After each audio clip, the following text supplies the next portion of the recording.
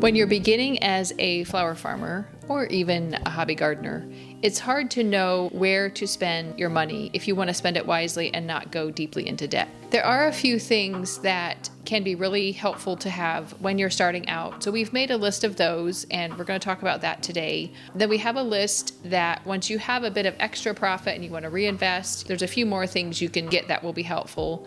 And then we also have several ways that you can save money in your garden. So let's talk about the essentials first, the things you actually have to have a little flower garden or flower farm. And the first thing on the list is seeds and, tubers and things like that, the stuff that you put into your garden to grow flowers. Maybe resist the urge to buy every single kind of flower you think you might want to grow and start, with a few easier varieties to start with. And then you'll obviously want to have good soil to plant them into. That's something you really shouldn't skimp out on, because I think of good soil as a way to protect your investment into seeds and tubers and that kind of thing. Start with a soil test before you add a lot of amendments in. That way you know what's in your soil, what you have too much of, what you have too little of.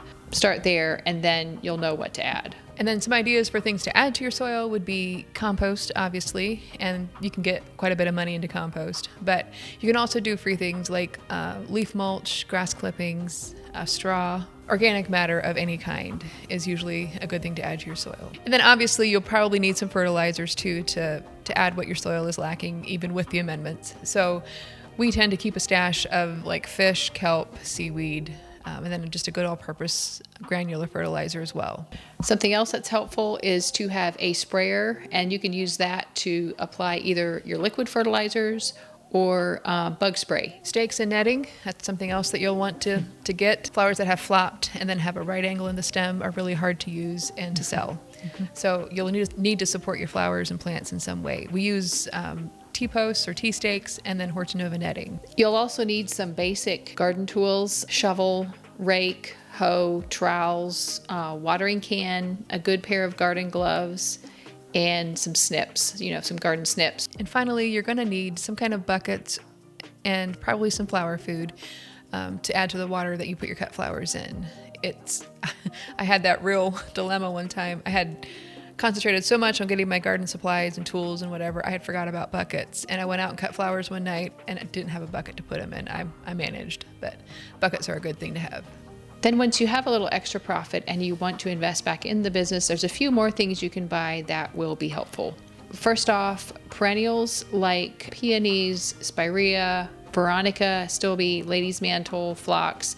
Those are flowers that will keep on giving year after year. Yeah, perennials make your life easier. It's work once and have it many times. We also suggest getting some equipment to start your seeds inside, especially if you want to get a jump on the season, if you want to have spring bouquets. Having grow lights, some trays, stuff for soil blocking, soil obviously for growing under lights. Something to keep the weeds down in your paths is also a good investment. We use landscape fabric, which isn't great, but it keeps the weeds down. You can also use mulch of some sort. You'll save yourself a lot of work if you can keep your paths weed free. I also think that irrigation is worth investing in. It will make your life a lot easier if you don't have to worry about watering your flowers every day. Some of you may live in a zone where you don't need it. We mostly in Ohio lived in that zone, but then there would always be a few weeks out of the year or a whole season where we just didn't get much rain and we regretted not having irrigation. That does cost a little bit, but I think it's worth the money for the time it saves me. If you want to do a little bit of season extension, some frost cloth and some hoops to put the frost cloth on can be very helpful. It's usually a one-time cost because once you buy it, it lasts for years. Here's something that's still on my wish list: a small greenhouse to start your plants in.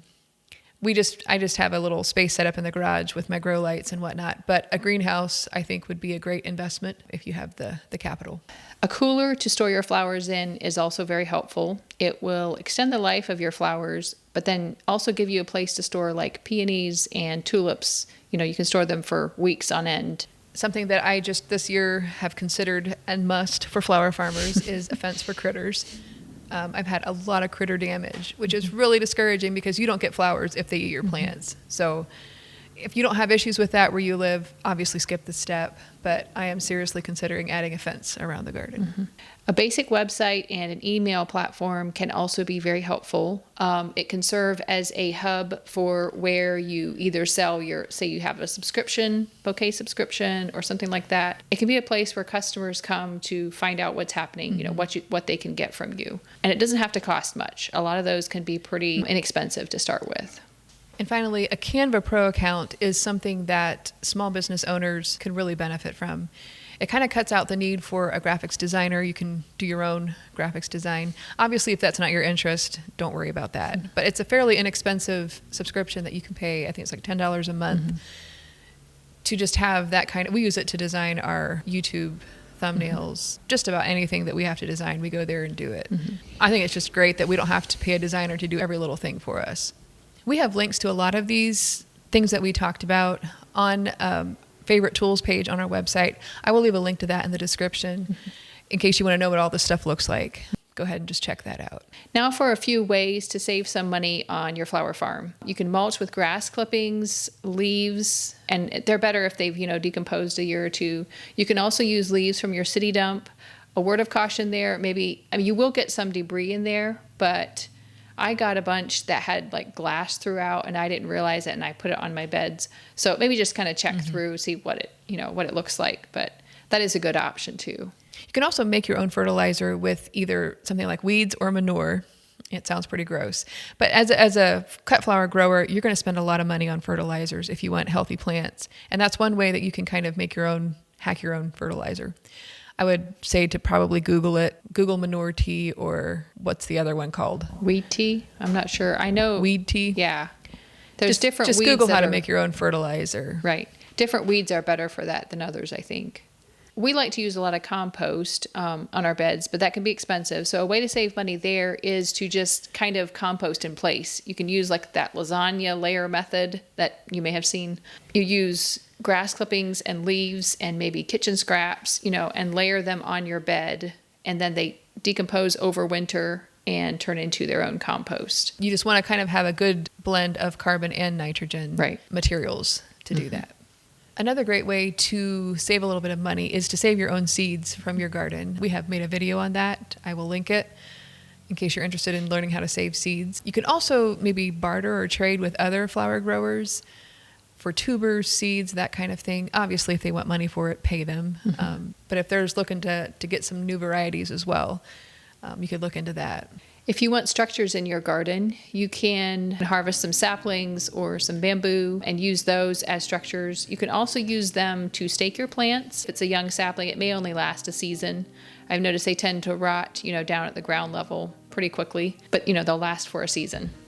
And I think they're just more aesthetically pleasing than all the T-posts I have in my garden. Yeah. But the T-post is buy it once and then you're done. Yeah, but that's true. Anyway, if you need buckets and you don't want to spend a bunch of money on buckets, you can try going to your local supermarket to the flower section and just asking them if they have old buckets to get rid of. They get their orders in buckets, in water. The flowers come in water, obviously. They often have piles of buckets in the back, and they're usually happy to part with them, and they'll just give them to you for free. We alluded to this one earlier, but you can also divide your perennials, and you can take cuttings, maybe take cuttings of your dahlias in the spring. There's ways to increase your stock just by dividing what you have. So you can have a lot more flowers for initially the price of one. And you've done that with David phlox, the perennial kind. Yes. You've done it with hydrangeas, the Annabelle hydrangeas. Right. Stuff like peonies, sedum. Yeah. Lots of things, lots of perennials. Right. So, and finally, just a few little tidbits here at the end. We would caution you to start small and grow slow. It is easy to go whole hog into this kind of a thing, and let's just say a lot of stuff comes at you at once when you're learning how to grow flowers and sell them. So we've said this many times all over the place, but start small and grow slow. You can save yourself a lot of headache and money by doing that. Resist the urge to buy the expensive tulips and ranunculus right away, especially if you are just beginning as a flower farmer. You might decide eventually that you do want to start those, but you might decide, like us, that they aren't really worth the investment.